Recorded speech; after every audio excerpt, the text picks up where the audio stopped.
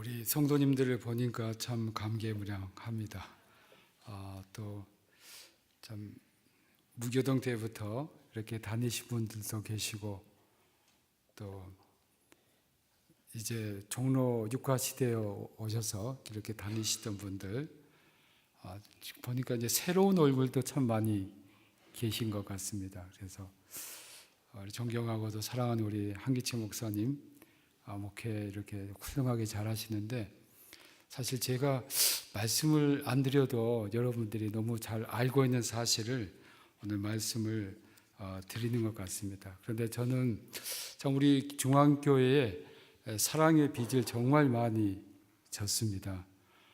신학생 때부터 이 교회를 다녔고, 또 여러분들이 이렇게 후원해 주시고 기도해 주셔서 독일에서 10년간 공부할 때 여러분께서 이렇게 장학금도 보내주셔서 제가 학위를 마치고, 물론 이제 우리 교단 신학교는 아닙니다만 평택대학교에서 과거에 그게 피어선 신학교입니다. 거기서 또 학생들을 가르치게 돼서 정말 감사를 드립니다. 제가 늘 우리 중앙교회를 생각할 때마다 또 기도하고, 또 우리 성도님들, 지금 장로님들, 권사님들 이렇게 얼굴이 많이 들어옵니다. 참 그동안 교회를 이렇게 잘 일구어 오는데 참 고생 많으셨습니다.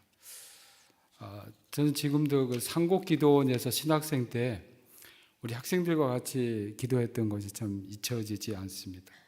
또 과거에는 우리 이만식 목사님 계실 때 금요일마다 그 차려기도 했잖아요.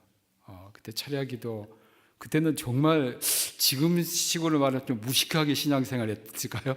그러니까 금요일 내리 기도하셨는데, 우리 우인고 장로님 그때 굉장히 열심히셨던 것 같아요. 지금도 장로님 열심히시죠? 네.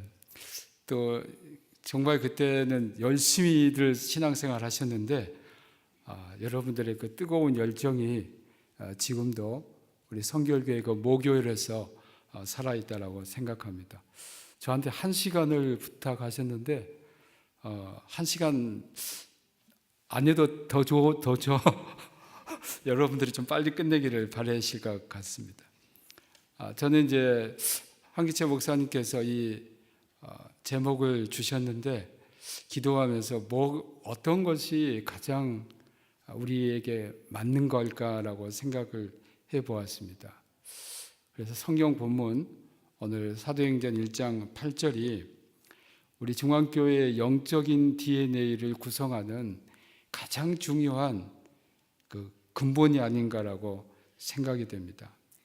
여러분, 그 누가는 첫 번째 책인 누가복음을 쓰고 두 번째 책인 사도행전을 쓰면서 예수의 사건이 여기서 끝난 것이 아니고 계속된다는 것을 웅변적으로 말했던 것입니다. 그래서 그 복음은, 예수의 사건은 땅끝까지 복음이 전해질 때까지 지속된다라는 것입니다. 그러니까 오늘 사도행전 1장 8절은 사실 어떻게 보면 세계 교회사의 한 문장으로 요약된 것이라고도 할 수가 있고, 또 우리 중앙교회의 나아갈 방향을 제시한 것이고, 우리 중앙교회가 110년의 역사 가운데 그렇게 계속 지금도 주님이 오시는 그날까지 향해서 나아가고 있는 말씀이라고 저는 생각이 됐습니다. 이 예루살렘에서 전파되기 시작된 복음이 19세기에 우리나라에 전해졌고, 20세기 초반에 우리 성결교회가 우리나라에서 시작이 됐습니다. 중앙교회가 세워진 1907년은 한국교회사에서 굉장히 뜻깊은 해입니다. 1월에 평양 장대영교회에서 대부흥운동이 일어났습니다. 그래서 올해는 또 평양 대부흥운동 110년이 되는 해이기도 합니다. 평양 대부흥이 1월에 일어났고, 그해 5월 30일에 동양선교회를 통해서 정빈, 김상준 두 전도사가 우리 중앙교회를 시작했습니다. 근데 이들 배후에는 카우만이라는 선교사가 있었습니다. 이분은 원래 전신 기사인데 그리스도를 믿고 회심한 다음에 성령 충만함을 받아서 이제 전도자가 되기로 결심을 했습니다. 그 당시 미국에서 전신 기사는 상당히 잘 나가는 직업입니다. 그걸 다 내려놓고 이제 하나님께 헌신하기로 하고 동양 선교를 목표로 1900년 모든 것을 다 정리하고 미국 오하이오 주에 있는 신시내티에 있는 하나님의 신학교 선교사 훈련원에 부부가 입학했습니다. 6주 동안 선교사 훈련을 받는 중에 성령의 불세례를 받았습니다. 근데 이분이 심슨의 동양 선교 보고를 듣고 나는 인도의 선교사로 가야 되겠다라고 결심을 했습니다. 근데 자기 부인 레티가 인도의 그런 극심한 기후 환경에는 적합하지 못하다는 주치의의 판정을 받았습니다. 그러니까 이분이 상당히 의기소침했어요. 내가 지금 하나님 앞에 기도하고 인도의 선교사로 가기로 했는데 부인이 지금 건강상 갈 수가 없었습니다. 이때 이분이 누구에게 찾아갔냐면 피어선 박사를 찾아갔습니다. 이 피어선 박사는 평택대학교 설립자이시기도 하는데 당시 드와이트 무디와 함께 미국의 복음주의 운동을 이끌었던 지도적인 인물이었습니다. 그래서 카우만이 피어선 박사에게 난 지금 선교사로 가고 싶은데 갈 수가 없습니다. 어떻게 할까요? 그때 피어선 박사가 기다리게 젊은이 하나님의 시간을 기다리게 이렇게 말을 해 주었습니다. 그리고 이분에게 어떤 이야기를 했냐면 신앙 선교에 대해서 말씀해 주었어요. 그 신앙 선교란 뭐냐면 선교부의 도움 없이 독지가의 도움 없이 믿음으로 나가면 하나님이 선교를 이루신다는 거였어요. 사실은 이 신앙 선교를 실질적으로 실천한 분이 중국 내지 선교회를 창설했고 직접 중국에서 선교 활동한 허드슨 테일러입니다. 이분들은 요즘 우리가 이제 선교사 파송한 교회에서도 도움을 주고 기도하고 여러 가지 그 재정적인 도움을 주잖아요. 그런데 허드슨 테일러는 그거 아니었습니다. 하나님이 선교를 하시니까 우리가 믿음으로 나가면 하신다 이거예요. 그래서 이 카우만이 거기에 힘을 얻었습니다. 야 나도 믿음으로 그러면 가야 되겠다. 그래서 이분이 결정한 게 일본이었습니다. 이명직 목사님이 1929년에 출판한 조선 야소교 동양선교회 선결교회 약사에 이런 내용이 나옵니다. 돌아보건대 20여 년 전에 제1세 총리 카우만 부부가 적수 공권으로 맨손으로 왔다는 거죠. 태평양을 건너설 때에 눈을 들어 산을 보아도 도움이 어디서 오나의 상태였으나 다시 천지를 지으신 여호와 나를 도와주시네 하는 찬송을 부르며 오직 신앙 일천장으로 동양 선교회를 창립한 후 금일에는 극동으로 일본, 조선, 중국을 순복음으로 점령하여 완전한 선결 교회의 토대를 세웠으며 앞으로는 인도, 섬라, 노사를 엿보는 중이니라. 이분이 정말 믿음으로 맨손으로 일본에 오셨습니다. 그 신앙 선교의 결실이 바로 우리 중앙교회입니다. 오늘 본문 첫째 말씀인 오직 성령이 임하시면 이렇게 되어 있습니다. 우리말로는 오직이라고 번역이 되었지만 헬라어 성경 언어 원문을 보면 그 오직이란 말 대신에 반대의 의미를 나타내는 불변화사인 그러나의 뜻이 있습니다. 그래서 우리말의 오직 그건 좀 거리가 있는 번역이라고 생각됩니다. 그래서 독일어판 성경을 봐도 다 그러나로 번역되어 있고 영어판 성경을 보아도 다 그러나로 번역이 되어 있습니다. 근데 여기서 말하고자 하는 것은 성령이 너희에게 임하시면입니다. 하나님의 아들 예수님이 지상에 내려오심은 인류 역사의 가장 큰 사건입니다.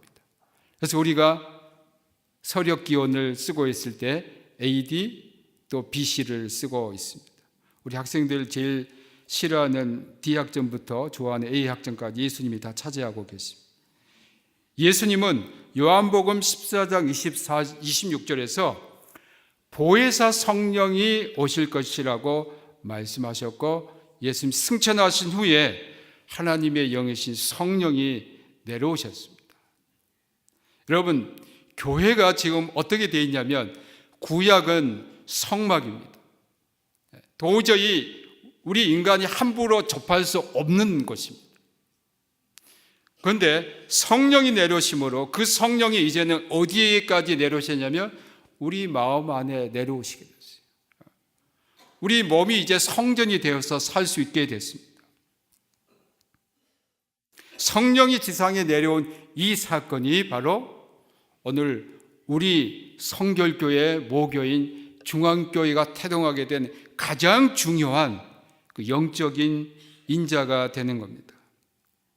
지상의 모든 교회의 어머니인 예루살렘 교회는 오순절 성령 강림으로 시작됐습니다. 마찬가지로 우리 성결교회 모교인 중앙교회의 시작은 성령의 불세례를 받은 카우만에게서 배운 정빈 김상준에 의해서 시작됐습니다.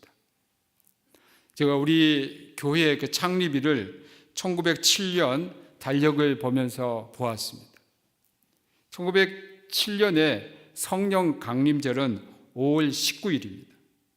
근데 성령 강림 후 11일 후에 우리 교회가 창설되었습니다. 그러니까 우리 교회 그 창설 시기와 성령 강림은 굉장히 밀접한 관계를 갖고 있습니다. 정빈 김상준 이분이 신앙 선교의 그 영향을 받고 또 성령의 불세를 받은 카우만 선교사에 의해서 우리 중앙교회가 시작되었습니다. 여러분, 그러므로 우리 중앙교회는 한국 성결교회뿐만 아니라 한국교회 성령운동의 발상지임을 믿으시길 주님의 이름으로 축복합니다. 우리 교회가 정말 굉장히 중요한 사명이 있습니다. 성령이 임하심이 어떤 일이 일어났는지 사도행전과 중앙교회 역사를 통해서 말씀을 드리겠습니다. 성령이 예루살렘 교회에 임하시자 사람들이 회개했습니다. 기독교 복음의 첫 번째 내용은 회개입니다. 예수님의 공생의 사역의 첫 번째는 마태복음 4장 17절 회개하라 천국이 가까이 왔느니라입니다. 회개는 기독교 역사에서 매우 중요한 시발점이고 전환점입니다. 올해는 종교개혁 500주년 기념해입니다. 루터의 종교개혁의 시발점인 95개 논제 제1항인 내용이 바로 회개입니다. 그 1항 내용은 이렇습니다. 우리의 스승이여 주님이신 예수님께서 말씀하시기를 회개하라. 마태복음 4장 17절. 이것은 신자의 전 생애가 회개임을 알리신 것이다. 사실 95개 논제의 제1항이 95개 논제 전체 내용을 요약한 것입니다. 루터의 종교개혁은 성 베드로 교회 신축에 따른 면죄부 판매로 촉발되었습니다.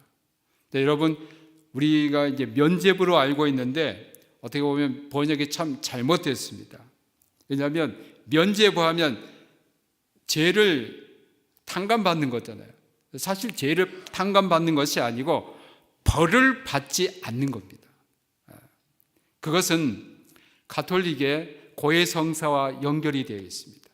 고해성사는 첫 번째, 죄를 지은 사람이 심령으로 가슴 아파하는 심령의 통회가 있습니다. 두 번째는 그 죄를 신부님 앞에 입술로 고백합니다. 세 번째는 그 죄를 들은 신부님이 이 사람은 이러이러한 죄를 지었기 때문에 선행으로 갚아야 된다. 그게 선행의 보석인데 당신은 이러이러한 죄를 졌기 때문에 이러이러한 선행을 함으로써 그 선행은 종교적인 행위입니다. 당신은 벌을 면할 겁니다 라고 말을 해줍니다. 그게 형벌을 면하는 그런 모든 목록이 들어있는 책이 있습니다. 약 1000여 가지의 죄에 대한 거기에 따른 보석이 적혀 있습니다. 그러면 그 신자는 이제 신부님이 말한 대로 종교적인 행위를 합니다. 금식을 한다든지 아니면 고행을 한다든지 순례를 한다든지 이러한 종교적인 행위를 한 다음에 신부님은 그에게 사면을 선언합니다. 그러니까 어떻게 보면 첫 번째와 두 번째 향인 심령의 통의와 입술의 고백으로 죄는 용서를 받되 그 다음 하나가 바로 벌입니다. 이 벌은 사람들이 이 땅에 살면서 받게 되는 것으로 가르쳤습니다. 여러분, 죄 용서는 굉장히 쉽지만 어때요? 벌 받기 좋아하는 분들 계실까요? 주님, 저는 죄를 범했으니까 거기에 대한 벌을 그냥 담대히 받겠습니다 라는 분 손 들어보세요. 아무도 없어요. 저도 벌 받기 싫습니다. 그래서 벌을 받지 않기 위해서 이 제도가 시행됐습니다. 처음에는 종교적인 행위를 하게 했는데 나중에는 쉽게 됐어요. 어떻게? 종이 쪽지 하나 주면서 돈으로 살면 됩니다. 얼마나 쉽습니까? 이 모든 권한은 교황이 해줄 수 있는 것입니다. 근데 교황이 해줄 수 있는 그러한 이 사면부는 유효기간이 일평생 가능합니다. 일평생. 어떻게 보면 교황이 발행한 그 사면부 쪽지 하나 받으면 천국 가는 거예요. 이 땅에 죄도 용서받고 그 다음에 벌도 안 받고 천국 가는 겁니다. 그러나 주교급이 발행하는 그러한 사면부는 40일 정도의 유효기간을 갖고 있습니다. 1년에 대충 10개는 사야 좀 안심이 되는 겁니다. 이것을 루터는 접했고 이것은 신자들을 천국으로 인도하는 것이 아니고 지옥으로 인도하는 것이라고 그 심각성을 알았기 때문에 거기에 대한 항의로 95개의 논제를 열었던 겁니다. 그러니까 95개의 논제의 가장 중요한 내용은 루터 신학의 중심인 칭의 신학이 아니고 바로 회개에 대한 내용이었습니다. 그래서 루터가 바로 신자의 전생에는 돈 주고 종이 그 쪽지 하나 산다고 가능한 것이 아니고 일생 동안 하나님 앞에서 회개하는 삶이라고 했습니다. 1907년 1월 평양에서 일어난 대부흥운동의 촉매제 역할은 1903년 원산에서 있었던 선교사들의 회개운동이었습니다. 캐나다 출신 남감리교 소속의 의료 선교사인 하디는 1903년 온산에서 모인 선교사 하기 기도에서 선교사로서 자신의 무력함의 원인이 바로 자신의 교만이었음을 하나님과 동료 선교사들 앞에서 고백했습니다. 그는 의사이기 때문에 프라이드가 굉장히 강했습니다. 물론 목사 안수도 받은 분입니다. 한국인을 무시했습니다. 복음에 대한 열정도 없었습니다. 정말 하나님 앞에 죄인입니다라고 회개했고 선교사들에게 회개의 운동이 퍼지게 되었습니다. 그리고 그 회개 운동, 작은 기도에서 시작된 이 회개 운동이 한국 교회를 움직이는 회개 운동인 1907년 1월 평양 대부흥운동이 되었습니다. 이 부흥운동은 선교사들과 한국 신자들의 죄의 고백과 회개로 한국 교회를 영적으로 새롭게 했습니다. 1907년 1월에 평양에서 대부흥운동이 일어났는데 1908년 서울에서 큰 부흥운동이 일어납니다. 서울과 평양은 약간 그 영적인 환경이 달랐습니다. 평안도 사람들은 굉장히 진취적이었고 다른 문화에 대해서 매우 흡수력이 좋았습니다. 왜냐하면 중국과 많은 교류가 있었기 때문에. 서울은 달랐습니다. 서울은 양반들이 사는 겁니다. 한국의 수도입니다. 그래서 복음에 대한 어떤 접촉도 상당히 양반 자세를 갖고 있었습니다. 그런데 1908년 서울 장안을 들썩였던 그 부흥운동이 바로 우리 중앙교회에서 시작됐습니다. 이명지 목사님 이렇게 말했습니다. 1908년 겨울에 큰 부흥의 역사가 일어나 서울의 온 교회가 다 움직이게 되었다고 했습니다. 여러분, 우리 교회가 얼마나 큰 역할을 한 겁니까? 양반들이 움직이지도 않은 그 당시에 우리 중앙교회 부흥운동으로 서울 장안이 들썩거린 겁니다. 이 집회에는 일반 신자들뿐 아니라 타 교파의 교역자들과 선교사들도 참석했습니다. 이들이 기도할 때에 성령의 역사가 일어나게 되었고 각 사람이 죄를 통해 자복하고 거듭나는 은혜와 성결의 은혜를 받게 되었습니다. 이명재 목사님이 이 부흥을 이렇게 말했습니다. 동양선교회가 조선에서 첫 번 추수하는 오순절이라고 했어요. 오순절 성령의 그 역사는 굉장히 있습니다. 그 동양에서 첫 번째 오순절 운동이 우리 중앙교회에 일어났습니다. 여러분 놀리지도 않은 거예요. 100년 전에 그런 일이 있었나? 그냥 놀라운 일이 우리 중앙교회 통해서 일어난 겁니다. 이 오순절적인 사건으로 서울 시내 교회의 신자들이 성결의 은혜를 체험했어요. 그 당시에 사람들이 주로 이제 장로교, 감리교, 특히 장로교가 많았었는데 성결의 은혜를 몰랐던 것이죠. 성결의 은혜를 체험했고 특히 연동 장로교회의 부흥의 도화선이 됐습니다. 우리 저기 길 건너 오가 가면 연동 장로교회 있잖아요. 이 연동 교회의 이명헌 조사, 또 온세성, 박용희, 배선표, 박재원 집사, 온경신 여조사, 이런 교회의 중직들이 우리 중앙교회에 이적했습니다.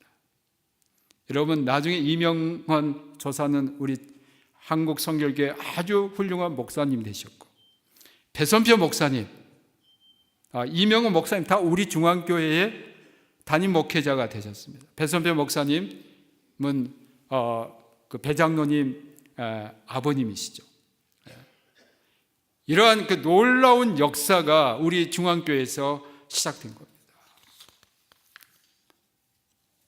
이제 우리 중앙교회가 1908년 부흥운동을 다시 일으키는 역할을 할 때가 되었습니다. 요나 3장에는 요나의 설교를 들은 느니웨 성이 회개함으로써 하나님의 심판을 면했습니다. 지금 한국교회가 영적인 힘을 잃어서 사회 지탄을 받고 나라가 대내적으로 어렵습니다. 전쟁이 일어난다는 소문이 나돌고 있습니다.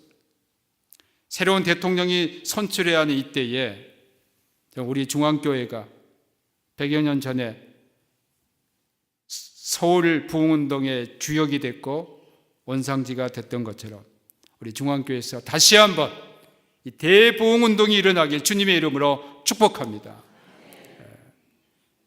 여러분 대부흥운동은 사람들이 많이 모여야 되는 게 아닙니다. 여러분 각자가 하나님 앞에 정말 기도할 때에 그러한 역사가 분명히 일어날 줄로 믿습니다. 금식을 선포하고 민족적인 회개운동을 시작하는 교회가 되었어. 우리 중앙교회가 통일한국과 열방을 품는 하나님의 위대한 교회가 되길 축복합니다. 그러기 위해서 우리 교회가 먼저 회개합시다. 우리 신자 각자가 하나님 앞에 정말로 회개합시다. 우리 교회 110년의 역사 가운데 가지고 있는 상처들이 있습니다. 이 상처를 우리가 다 내려놓고 회개하는 공동체로 거듭나기를 주님의 이름으로 부탁합니다.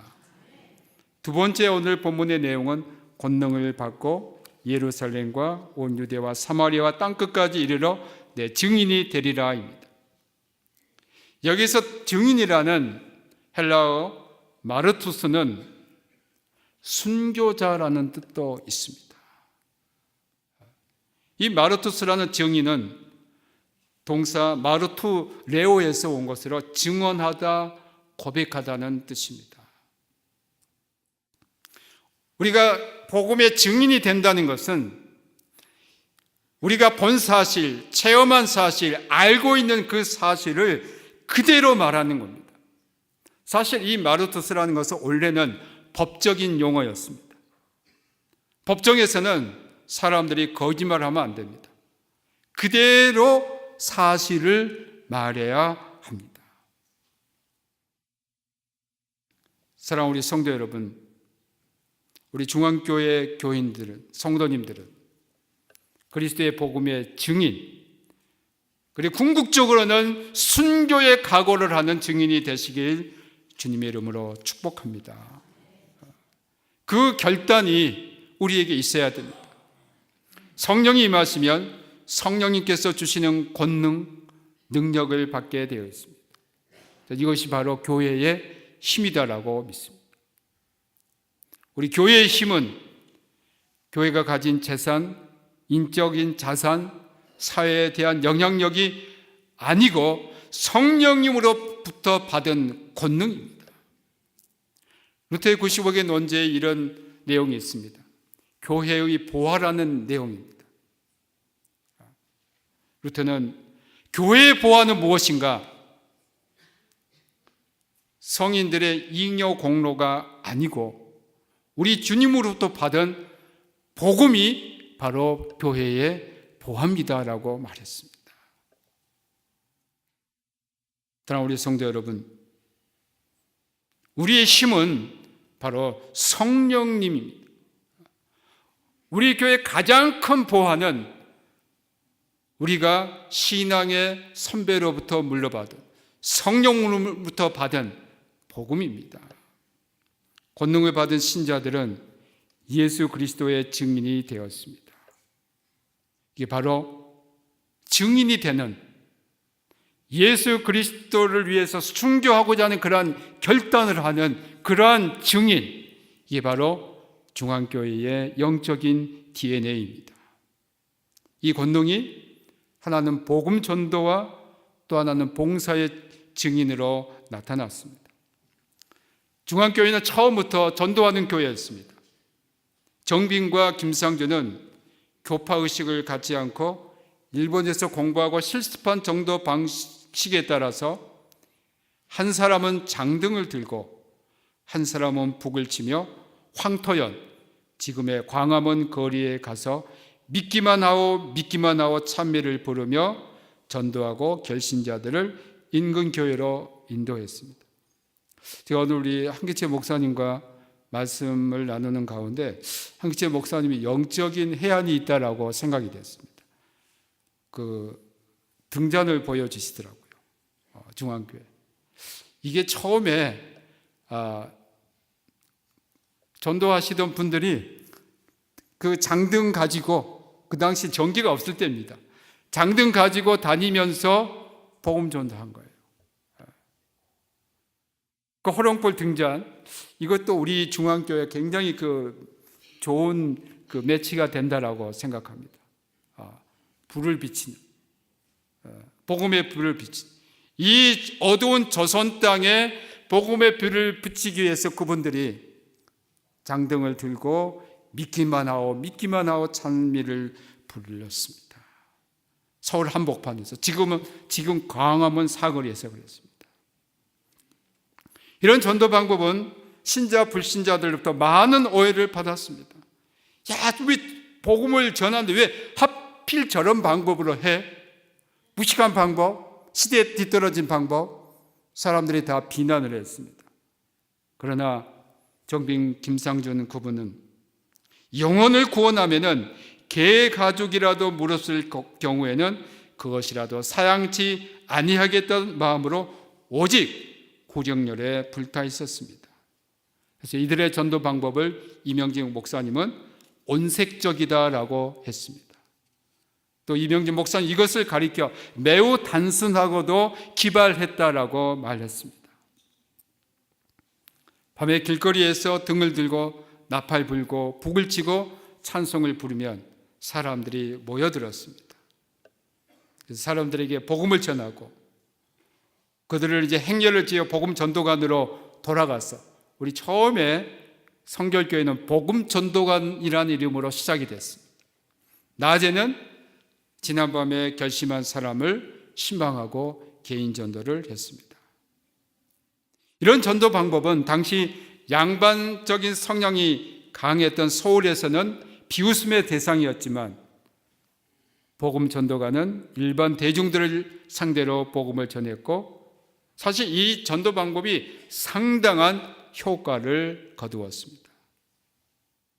이런 그 전도열이 결국 우리 중앙교회 교회 개척의 길을 열었습니다. 성결교회 역사 보면 성결교회 초기에 세워졌던 대부분의 교회들이 선교사의 도움을 받아서 동양 선교의 도움을 받아서 본부에서 파송을 받은 목회자들이 교회를 개척했습니다. 그래서 선교사들의 그러한 선교 보고서인 일렉트로닉 메시지 보면 선교사들이 파송했던 그 한국인 전도사들에 대한 그 전도 지역에 대한 기사가 많이 나옵니다. 그런데 중앙교회 교인들이 먼저 자발적으로 교회를 개척했는데 그건 별로 기사가 안 나와요. 왜? 우리 한국 사람이 스스로 전도를 했는데 그게 바로 중앙교회에서 시작이 됐습니다. 이런 열정으로 1915년 경기도 광주에 경안복음전도관이 세워졌습니다. 1917년에 독립문복음전도관, 지금 강남에 있는 한우리교회입니다. 1920년 채부동 복음전도관, 현재 영광교회입니다. 1921년 청량리교회입니다. 중앙교회 그 개척 그 화면 좀 쏘아주시기 바랍니다. 네. 여러분 이거 보시면 우리 중앙교회가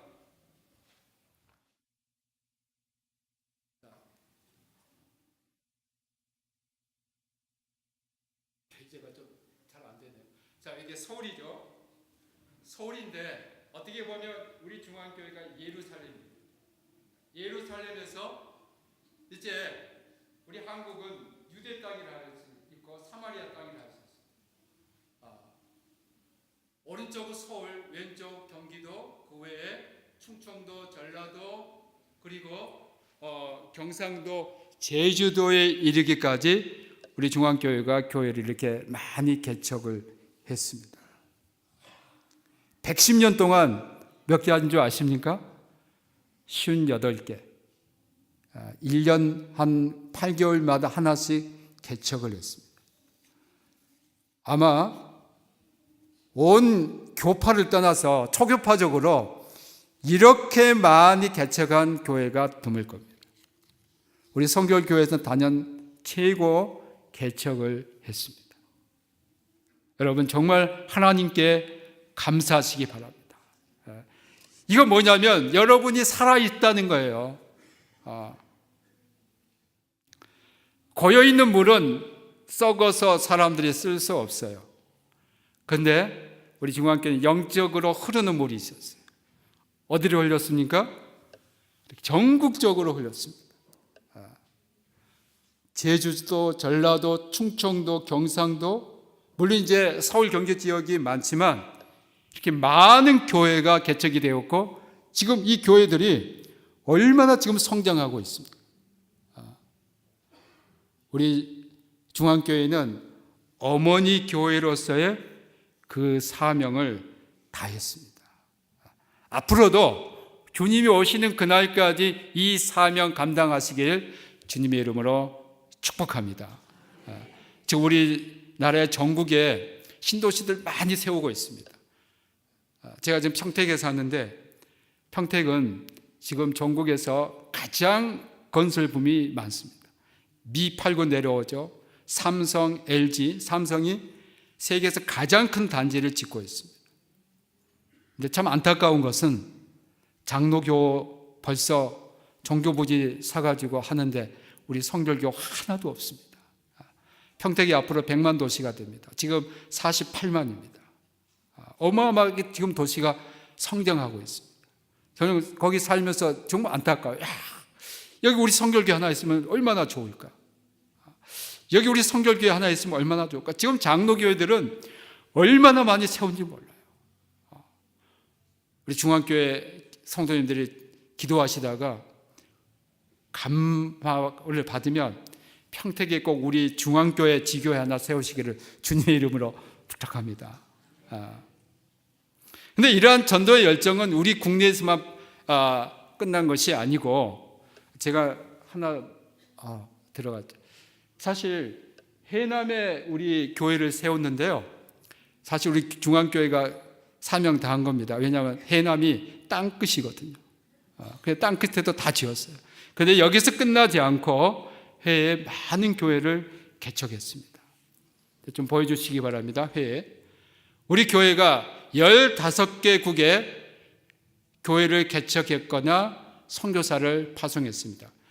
우리 중앙교회 해외 교회 개척 및 선교사 파송 그래픽 보여주시면 고맙겠습니다. 우리 교회가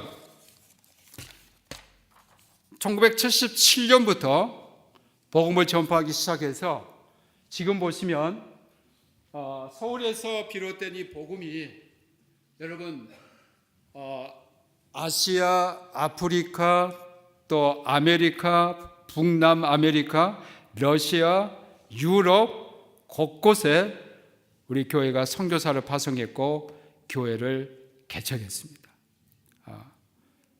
뉴질랜드까지. 우리 교회가 이처럼 얼마나 큰 역할을 했는지, 이게 바로 우리 교회의 영적인 DNA입니다.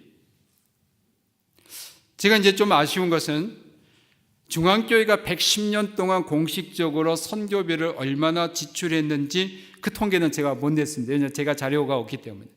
한번 이것을 내보는 것도 중앙교회 110년의 역사를 정리한 측면에서 큰 의의가 있으리라고 봅니다.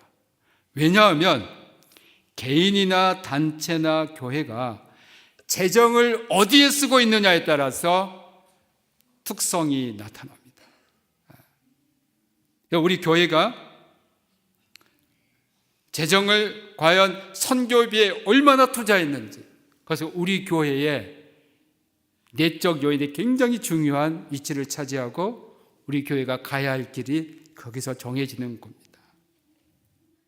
증인의 또 한 가지 측면은 사랑의 봉사입니다. 근데 이 증인의 내적 요소는 성령의 열매, 사랑입니다. 성령님은 어떤 분이냐? 전 이렇게 정의하고 싶습니다.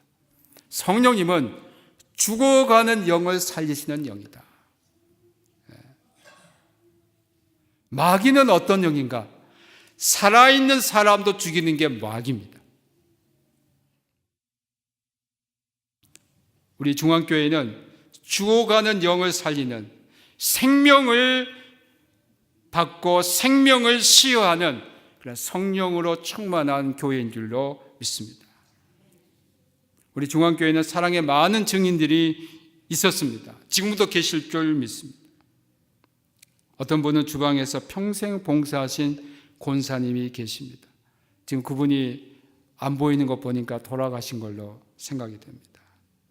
어떤 분은 교회학교 교사로, 찬양대원으로, 또 어떤 분은 재산을 들여서 교회 건축과 수양관 건립, 교회 묘지 조성에 자신의 재산을 들였습니다. 교회에 보이지 않는 많은 봉사와 수고를 하신 분들이 있습니다. 또 어떤 분들은 교회 안에서뿐만 아니라 교회 밖에서 나라의 민주화를 위해서, 또 군부 독재 시절 국가 권력을 찬탈하려는 그 엄청난 불의의 세력에 맞서 저항하는 분이 계셨습니다. 그분과 인터뷰하면서 굉장히 큰 은혜를 받았습니다. 목사님, 제가 기도하는데 하늘의 밀이 땅에 떨어져 죽으면 많은 열매를 맺고 땅에 떨어져 죽지 않으면 열매를 맺을 수 없습니다. 그 말씀을 내가 하나님으로부터 받았기 때문에 나는 대한민국의 군인으로서 유혈 진압을 할 수 없었습니다. 그 말씀하셨어요. 저는 그 말씀을 듣고 이분이야말로 정말 성결한 분이고 그리스도의 증이다라는 것을 마음속으로 느꼈습니다. 우리 중앙교회는 원점으로 돌아가는 것이 바로 회개입니다. 우리는 언제나 그 주님이 말하셨던 그 원점으로 돌아가야 합니다. 그것이 바로 우리가 사는 길입니다.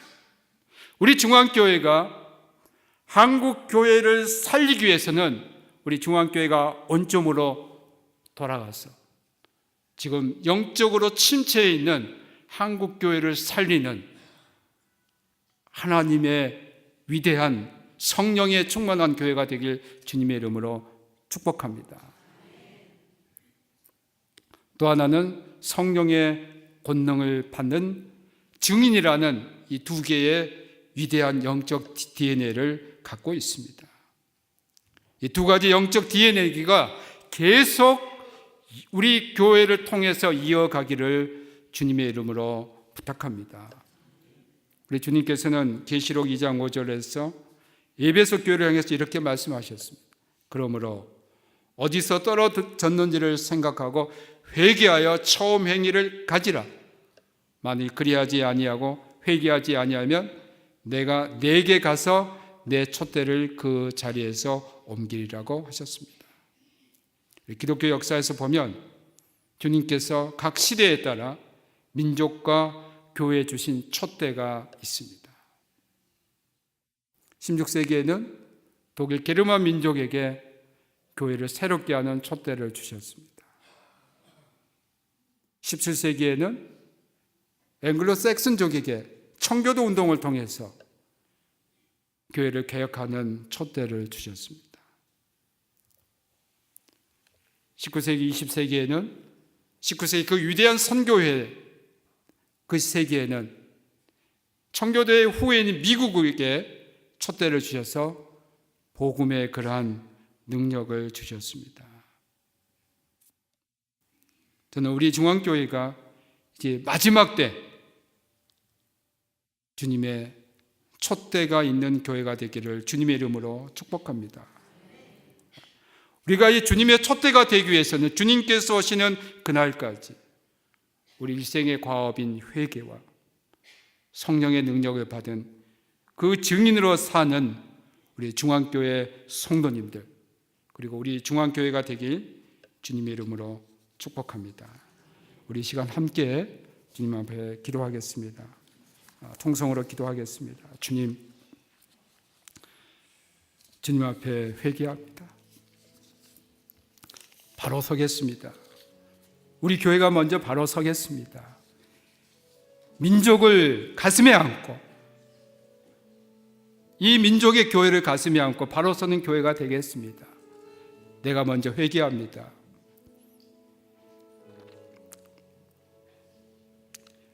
그리고 우리가 성령의 능력으로 충만이 되어서 증인의 삶을 살겠습니다. 이 두 가지 제목 가지고 우리 함께 주님 앞에 간절히 2, 3분 동안 기도하겠습니다. 우리 주여 먼저 외치시고 기도하겠습니다.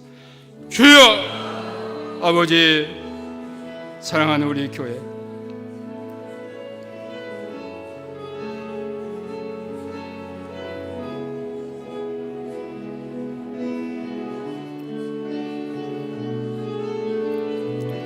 우리 주님 핏값으로 사신 우리 성결교회 모교회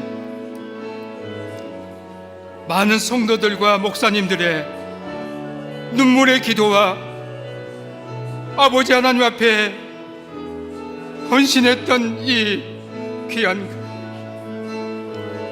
하나님, 이 교회를 주님의 촛대로 사용하여 주시옵소서. 하나님 앞에 바로 서는 교회, 회개하는 교회, 그래서 이 민족이 나가야 할 방향을 제시하는 교회가 되게 하여 주옵소서. 이 교회를 통해서 영적인 놀라운 강물이 이 한반도에 세계 열방에 흐르게 하여 주옵소서. 주여, 사랑하는 이 중앙교회 위에 성령의 권능을 내려 주시옵소서. 성령으로 충만케 하시고 증인의 삶을 살게 하시고 주님 오시는 그 날까지 사명 감당케 하여 주옵소서. 그리고 우리 한기채 목사님 중심으로 이 교회가 하나가 되었어. 주님의 사랑의 공동체, 믿음의 공동체로 든든히 서게 하여 주옵소서.